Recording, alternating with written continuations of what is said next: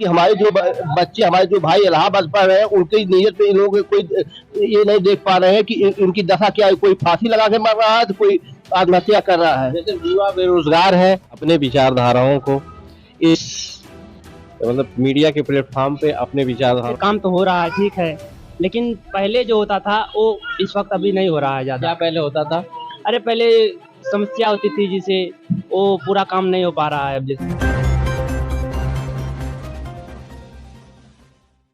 पांडे, इस समय हम अतरेट मार्केट में हैं, एक चाय की दुकान में बैठे हैं। चुनावी चर्चा चूंकि आचार संहिता लग चुकी है, छोटे बड़े दल जो कार्यकर्ता है, आम जनमानस अपने विचारधाराओं को इस मतलब मीडिया के प्लेटफॉर्म पे अपने विचारधाराओं को रख रहा है। क्योंकि हम जानना चाहते हैं युवाओं से इस बार कैसी सरकार चाहते हैं, क्योंकि सरकार ही विकास का रास्ता तय करती है। पहले तो युवा वोट देंगे, फिर सरकार बनाएंगे, सरकार ही उनके भविष्य का निर्माण करेगी। तो हम लोगों के बीच में है इस क्षेत्र के परिचित चेहरा और काफी फेमस है अंकित गुप्ता जी, जो छात्र नेता भी रहे हैं और राजनीति से इनका लगाव है, सत्ता में भी इनकी पार्टी है। तो हम इनसे जानना चाहते हैं जो सरकार का विकास है, जो इतने दिनों का मतलब 10 साल मोदी जी का हो गया है और 2 बार का राज्य सरकार का रहा है, इस सरकार से ये संतुष्ट है कि नहीं संतुष्ट है, या कुछ इनके हिसाब से जो काम होना चाहिए, किस क्षेत्र में काम करना चाहिए सरकार को। और भी लोग हैं, उनसे बात करेंगे। चलिए पहले परिचय दीजिए अपना। अंकित कुमार गुप्ता, जिला पंचायत सदस्य प्रतिनिधि गौरा हरदो। अच्छा, जो वर्तमान सरकार चल रही है देश और प्रदेश की, इसमें इससे आप संतुष्ट विकास कार्यों को देखा जाए? क्योंकि आजमगढ़ में जितना भी विकास हुआ है, और कहा भी जाता है कि सपा का गढ़ है आजमगढ़, और आजमगढ़ में सपा की ही द्वारा जो विकास किया गया हुआ है, ये हम भी मानते हैं, सब लोग मानते हैं। आपके हिसाब से क्या लगता है कि विकास कुछ आपकी सरकार में हुआ कि नहीं हुआ? हमारे सरकार में देखा जाए विकास की बहुत ही हम एक से अभी आप जिस जहाँ बैठे हुए हैं उसी के सामने जो रास्ता बना हुआ है, कम कितना गड्ढा था, 1-1 फीट का इस रास्ते पे पूरा गड़ा था। गड्ढे को भरने का काम हमारे सरकार ने ही किया। इसके अतः ऐसे ही क्षेत्र के बहुत से रास्ते हैं जिसको हमारी सरकार ने, किसी भी रास्ते पर आप चले जाइएगा उसको सुशोभित पाएंगे और बना आपको रोकना चाहते हैं, क्योंकि अगर आप रास्ते की बात कर रहे हैं, गड्ढे की बात कर रहे हैं, तो जो कि सरकार का पहला उद्देश्य होता है रोड। और एक प्रसिद्ध स्थान आपका यहाँ से 100 मीटर दूर होगा, 200 मीटर दूर, पोहारी बाबा का स्थान, जिसकी खबरें हमारे द्वारा प्राथमिकता से छापी गई, कई बार छापी गई, जिस पर सोमवार को पोहारी बाबा के स्थान पर मेला लगता है, बृहस्पतिवार को मुस्लिमों का दरगाह पे मेला लगता है। वहां पे आने जाने में काफी असुविधा होती है यात्रियों को। लेकिन आप कह रहे हैं गड्ढा मुक्ति का काम किया गया, लेकिन अगर बात करेंगे इसी विधानसभा का, अहरौला से कप्तानगंज रोड है, उस पर कितनी राजनीति हुई, अब क्या किस देशपूर्ण राजनीति की वजह से वो बन नहीं पा रहा है? आप इस पे क्या कहना चाहते हैं? जो कि आप यहाँ छोटा सा है, 2 किलोमीटर का रास्ता अभी बना नहीं। मैं आपके चैनल के माध्यम से बताना चाहता हूँ बाबू, जो पोहारी जी का मार्ग है उसमें निर्माण कार्य चालू हो चुका है, जो कि आपको 5 से 10 दिनों में वह रोड एकदम चलता मिलेगा। वह पर कार्य चल रहा है, इस समय आप जाएंगे तो वहाँ देखेंगे कार्य हो रहा है। अच्छा, आखिरकार इतना शिथिल क्यों रहा है? इसके पहले तो बन जाना चाहिए था। पहले बन रहा है, कार्य बहुत क्षेत्र में जो विकास का जो रास्ताएं बहुत ज्यादा है, तो धीरे धीरे जिसका भी जो आ रहा है बजट आ रहा है, वह धीरे धीरे बनता चला जा रहा है। अब हमारे इस क्षेत्र इस समय की कम से कम मेरी जानकारी, आप महाप्रधान प्रतिनिधि भी हैं, आपके द्वारा क्षेत्र में क्या क्या विकास किया गया? हमारे द्वारा छात्र क्षेत्र में जो भी विकास कार्य आप देख सकते हैं, किसी भी क्षेत्र में आप जाएंगे, हमारा जिला पंचायत के द्वारा हमारे क्षेत्र में हमारा एक बोर्ड आपको मिलेगा। आप किसी चाहे अतरेट चले जाइए, चाहे मादेपुर चले जाइए, चाहे होसेपुर चले जाइए, चाहे सरैया चले जाइए, चाहे यही के बगल में मेहंदीपुर चले, आप क्षेत्र जितने भी गाँव हैं, मेरे जिला पंचायत 28 गाँव आते हैं, जिसमें जिस भी गाँव में है उसमें एक आध काम आप मेरे नाम का पाएंगे, और जो भी है अगर नहीं हुआ तो होगा वह हमारे। आपको रोकना चाहते हैं, क्योंकि आपने बताया कि हमारी सरकार में गड्ढा मुक्ति और भी विकास के कई कार्य को आपने जुड़वाया, लेकिन हम यहाँ पे और भी हैं, उनसे बात करना चाहते हैं। चलिए परिचय दीजिए अपना। मेरा नाम कुलदीप भारद्वाज है। कुलदीप जी, जो वर्तमान सरकार चल रही है और आप कैसी सरकार चाहते हैं? क्योंकि सरकार के जो विकास कार्य रहे, इससे आप संतुष्ट है कि नहीं? 10 सालों का जो केंद्र का रहा है और राज्य का जो 7 सालों का रहा है, इसमें आप संतुष्ट है कि नहीं? देखिए भैया, ये जो है सरकार तो सब लोगों के लिए ठीक है, माननीय प्रधानमंत्री जी हैं, देश के प्रधानमंत्री हैं, ठीक है, कार्य तो अपने हिसाब से कर रहे हैं, ठीक है। लेकिन आपके क्षेत्र की जो बेसिक समस्याएं हैं, जो आपको लगता है कि आप गिनाना चाहते हैं, क्या सबसे बड़ा मुद्दा है इस समय? चुनाव मुद्दा, जब चुनाव आएगा तो मुद्दा ही होंगे भाई। देखिए पहली बात तो जो है यहाँ पे क्षेत्र के हिसाब से काम तो हो रहा है, ठीक है, लेकिन पहले जो होता था वो इस वक्त अभी नहीं हो रहा है क्या ज्यादा। पहले होता था? अरे पहले समस्या होती थी जिसे वो पूरा काम नहीं हो पा रहा है अब, जैसे मतलब रोड तो है, रोड तो किसी की सरकार हो बनता ही है। नहीं, आपके हिसाब से क्या होना चाहिए?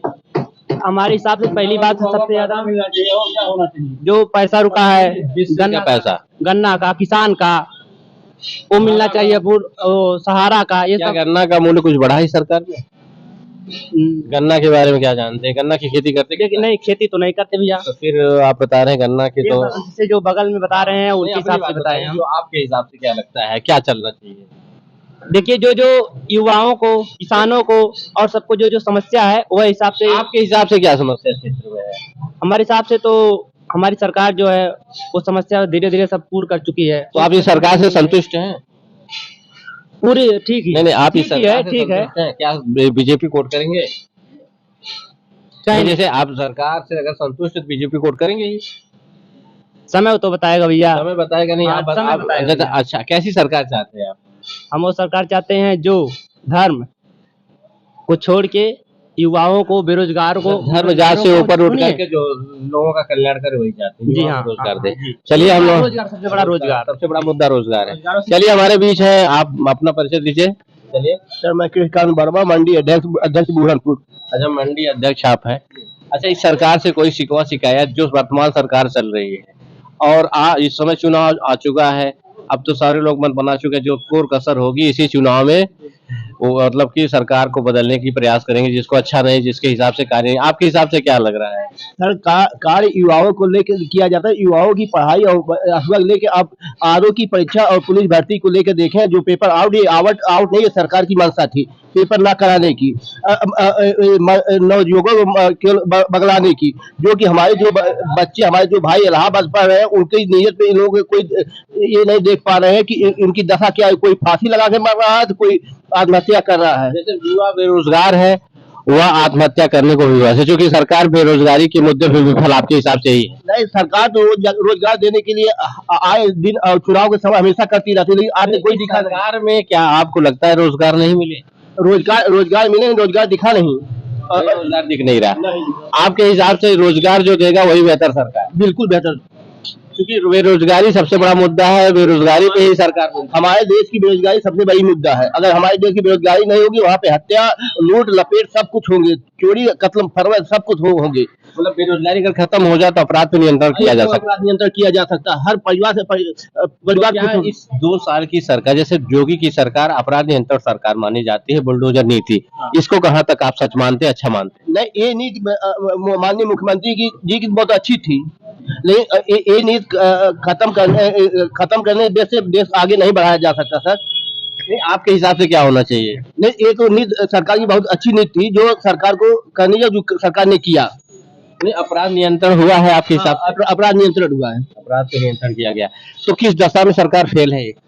सरकार देखी जाए तो डबल इंजन की सरकार कही जाती है, किन मुद्दों पे फेल? वो तो डबल इंजन कहा जाए, सिंगल इंजन कहा जाए तो सरकार अपने मुंह मांगी कहा जाती है, और जो मीडिया है वो भी आउट कर सकती है।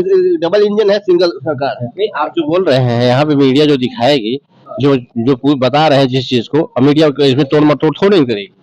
नहीं तो वही तो आज देखिए, चुनाव का समय है, जो गांव के रोड बन रहे हैं, इसके पहले 5 साल में कभी दिखा नहीं। आज चुनाव सामने तो रोड बनाया जा रहा है, उसके पहले कभी चुनाव में सामने रोड बना नहीं, सब गड्ढे में आ रहे हैं, जा रहे हैं, टूट रहे हैं, गिर रहे हैं, यही सब चल रहा है। अब मान ली जो प्रदेश सरकार की गड्ढा मुक्ति की नीति थी, यह पूरी तरह से विफल रही। एकदम विफल रही। अभी आपके क्षेत्र में कितने रोड टूटे हैं, जिसको आप बता सकते हैं संख्या? संख्या नहीं, अनगिनत संख्या है, जो कहीं भी किसी गांव में जाके देखा जा सकता है, आज की डेट में देखा जा सकता है कि अभी रोड टूटे हैं। जो आज की डेट में रोड बनाया जा रहा है, चुनाव को देख के बनाया जा रहा है। अच्छा, जितने भी रोड का निर्माण किया जा रहा है, आपके हिसाब से चुनाव के दृष्टिगत निर्माण किए जा रहे हैं, तो आगे कुछ और भी आप बताना चाहेंगे जो सरकार के बारे में, आपकी हो कैसी सरकार? जो भी सरकार स्वच्छ और साफ हो, जो नवयुवक को आगे बढ़ाए। इस सरकार से चूंकि मोदी जी 10 साल रहे, 10 साल में इनकी अनगिनत कमियां आप बता रहे हैं, और तब कैसी सरकार चाहते हैं? कौन ऐसा कर सकता है जो इन चीजों पर नियंत्रण कर सकता है? आप कुछ विचार बनाए होंगे, कोई ऐसा होगा? अब मान लीजिए हमारे प्रदेश के लिए सपा सबसे आगे थी। अब आज जो न ये क्या नाम है यहाँ से भी सांसद सदर से निरहुआ जी हुए हैं, आज वहाँ की रोड देखिए हर जगह भी गड्ढे, जो कि माननीय अखिलेश जी थे तो वहाँ पे शहर को सारा चमकता पाया गया था। आपके हिसाब से सपा की सरकार होनी चाहिए, क्योंकि आजमगढ़ सपा का गढ़ माना जाता है। नहीं बना, सपा सरकार ने काम किया ऐसा है। अच्छा, आजमगढ़ गढ़ क्यों बना है? हेलो, गढ़ बनने के पीछे कारण क्या है? गढ़ बनने का कारण सपा सरकार जिस मुद्दे को सपा का विकास ही गढ़ बनने का कारण हुआ होगा। हाँ, सपा का लेकिन विकास 2 साल से अगर चीजें फेल हो रही हैं 2 बार से, जैसे 2 विधानसभा चुनाव है 17-22 में, जिसमें सपा सरकार पूरी तरह से नाकाम रही, लेकिन आजमगढ़ की 10 सीटों पे कामयाबी हासिल की है। लेकिन आजमगढ़ में तो सपा का गढ़ ही कहा जाएगा। आज पूरे पूर्वांचल में सपा आगे थी। ये तो पश्चिम में जाके सपा हारी थी, पूरे पूर्वांचल में सपा आगे रही है। अगर जैसे आजमगढ़ का माना जाए, आप कह रहे हैं वोट दे रहे हैं सपा को और उम्मीद कर रहे हैं भाजपा से, ये कहाँ तक संभव है? देश में अगर मुख्यमंत्री, प्रदेश में मुख्यमंत्री हो रहा है भाजपा का, और आप वोट करेंगे सपा को, तो सौतेला व्यवहार तो होगा ही आपके क्षेत्र के साथ। नहीं, सौतेला व्यवहार नहीं, जो भी सरकार हो सोच जो काम करेगी वो कहा जाएगा जनता पे। आप अगर जब सपा वाली करेंगे तो काहे वो आप वाली करेंगे? जहाँ विकास वो करेंगे, जहाँ उनका वोटर होगा, जहाँ उनके सपोर्टर, यही तो लोग कहते हैं। हम सपा वाली नहीं कर रहे हैं, भाजपा की नहीं कर रहे हैं, किसी की नहीं कर रहे हैं, जो आगे दिख रहा है वही हम बोल रहे हैं। तो आपके हिसाब से अखिलेश प्रधानमंत्री बन सकते हैं? क्योंकि इसमें जैसे लोग प्रश्न चिन्ह उठाते हैं कि तीसरे मोर्चे की सरकार क्या बन पाएगी? बिल्कुल बन पाएगी, बन जाएगी। हाँ बन जाएगी। अभी भी जो बीजेपी का नारा है 400 के पार, इस पर क्या कहना चाहते हैं? अब ये चुनाव के सामने रिजल्ट आने के बाद दिखाई दे सकता है। अच्छा, रिजल्ट के बाद ही आप कुछ बता पाएंगे। तो 400 के आपको आपके क्षेत्र में क्या लगता है? जैसे यहाँ पे जो प्रत्याशी उतारे गए हैं दरोगा प्रसाद सरोज सपा से, और गठबंधन के हैं सपा और कांग्रेस के, और ये नीलम सोनकर है, अभी मान लीजिए वर्तमान में नीलम सोनकर ही है, तो दोनों प्रत्याशियों में अगर चयन करना हो तो बेटर प्रत्याशी कौन आपके हिसाब से लगता है? डॉक्टर सरोज बेटर प्रत्याशी है। दरोगा सरोज, हाँ, दरोगा सरोज बेटर प्रत्याशी है।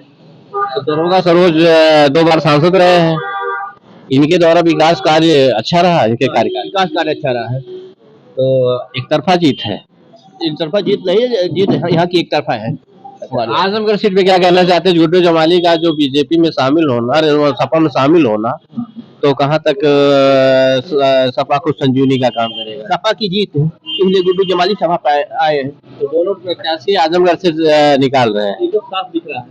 तो आजमगढ़ में तो विकास का फिर हमको लगता है अवरोध हो जाएगा, क्योंकि सौतेला व्यवहार होगा, क्योंकि प्रदेश में भाजपा की सरकार हो और विकास की बात हम अगर सपा से करें तो कैसे हो पाएगा? मान लीजिए अभी सपा की सरकार नहीं बनती, भाजपा को तो विकास रुकना है। अगर सरकार सपा की बनती है तो विकास रुकेगा नहीं, विकास बनेगा। अरे भाई, 3 बार से विधायक हैं डॉक्टर संग्राम यादव इसी विधानसभा तरौलिया से, 2 बार सरकार नहीं, 1 बार तुम्हारे सत्ता में थे, लेकिन एरोला से कप्तानगंज जाने वाली जर्जर सड़क जो एकदम पूरी तरह से चलने लायक नहीं है, यात्रियों की दुर्दशा हो रही है। तो कहीं न कहीं चाहे सरकार की विफलता हो, चाहे क्षेत्रीय विधायक की विफलता हो, अब किसी न किसी सौतेला व्यवहार के कारण वो अटका हुआ रोड है। मान लीजिए एक आप अरौला की मार्ग को लेकर कह रहे हैं, लेकिन आजमगढ़ और मार्ग है जहाँ पे मान लीजिए अभी आप संग्राम जी को उठाए हैं, लेकिन शहर में सांसद निरहुआ जी है, लेकिन वहाँ पे जो कि सड़क टूटी है उसको आप नहीं कह रहे हैं, उसके लिए उसके पे आप कदम नहीं उठा रहे। हमने तो यही कहा कि जैसे देश में प्रदेश में भाजपा की सरकार है, विधायक आपका क्षेत्रीय सपा का है, तो अब चाहे मतलब कि सरकार जिसकी वो ना करना चाहता हो, चाहे विधायक ना करना चाहते हो, जनता तो ही बना रही है, वो बता रही है। नहीं, जनता बता रही है जो विकास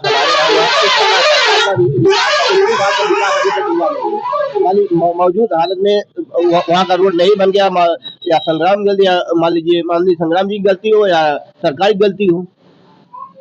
तो आपकी कैसी सरकार चाहते हैं? रोजगार को ही जो हाँ, जो सबकी यही है, जो सरकार रोजगार देगी वही सरकार सामने आएगी। चलिए ठीक है। जैसे युवा हैं और यहाँ के जो क्षेत्रीय नेता हैं, लोगों की चर्चाएं हैं कि लोगों द्वारा बताया जा रहा है कि विकास प्रथम मुद्दा होता है, लेकिन उसके साथ साथ जो रोजगार मुहैया कराएगा उसी को हमारा